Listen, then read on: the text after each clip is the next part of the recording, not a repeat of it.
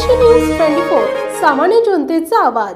भाजपचे आमदार नितेश राणे यांनी रामगिरी महाराज यांच्या समर्थनार्थ अहमदनगर येथे आयोजित करण्यात आलेल्या हिंदू आक्रोश मोर्चामध्ये दोन समाजात तेढ निर्माण होईल असे चिथावणीखोर वक्तव्य केल्यामुळे मुस्लिम अल्पसंख्याक समाज बांधवांच्या भावना दुखावल्या आहेत। एका संविधानिक पदावर बसलेल्या व्यक्तींनी समाजामध्ये सलोखा स्थापित करण्याचे विधायक कार्य केले पाहिजे।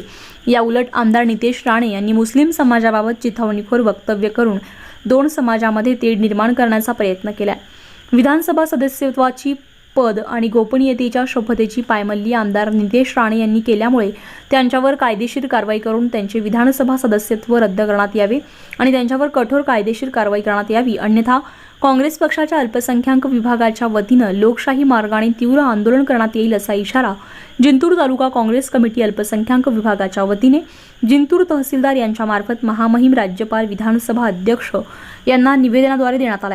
हे निवेदन महाराष्ट्र प्रदेश काँग्रेस कमिटी सचिव सुरेश भैया नागरे यांच्या मार्गदर्शनाखाली कार्याध्यक्ष परभणी जिल्हा काँग्रेस कमिटी नाना राऊत, काँग्रेस अल्पसंख्याक विभाग जिल्हा अध्यक्ष मिनाज कादरी, अल्पसंख्याक तालुका अध्यक्ष तहसीन देशमुख, शहर अध्यक्ष जाबेर मुल्ला, माजी नगरसेवक उन्माखा पठाण, महिला तालुका अध्यक्षा लक्ष्मीताई राठोड आदींसह काँग्रेस पक्षाचे पदाधिकारी कार्यकर्ते मोठ्या संख्येने उपस्थित। नितेश राणे जो आमदार है बीजेपी का, जो इसने जो मुस्लिम के बारे में जो वक्तव्य करा श्रीरामपुर में, इसका हम सबसे पहले निषेध करते हैं।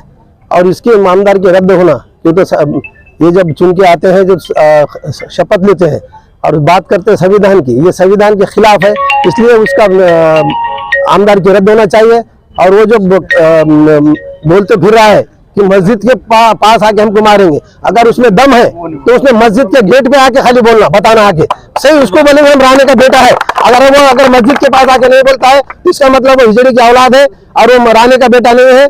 इसलिए हम उसका पुरजोर विरोध करते हुए, ऐसा कोई भी आके अगर कोई भी मुसलमान के खिलाफ से 1 महीने से जो प्रकरण चढ़े हैं, कहीं कोई महाराज आके बोल देता है, कहीं ये बोल देता है, ये सबसे पहले फेवर सरकार है और सरकार के पूरे उनको गाइडेंस है कि अब ऐसा बोलो। सरकार की पैर के नीचे की जमीन चले गई है, उनको मालूम है अपनी सत्ता से बेदखल होने वाले हैं, सत्ता इनकी एक आने वाली नहीं है, इसलिए अब कुछ तो भी हथकंडे उनको आजमाना है, इसलिए उन्होंने ऐसे पिल्लू छोड़ने वाले हैं।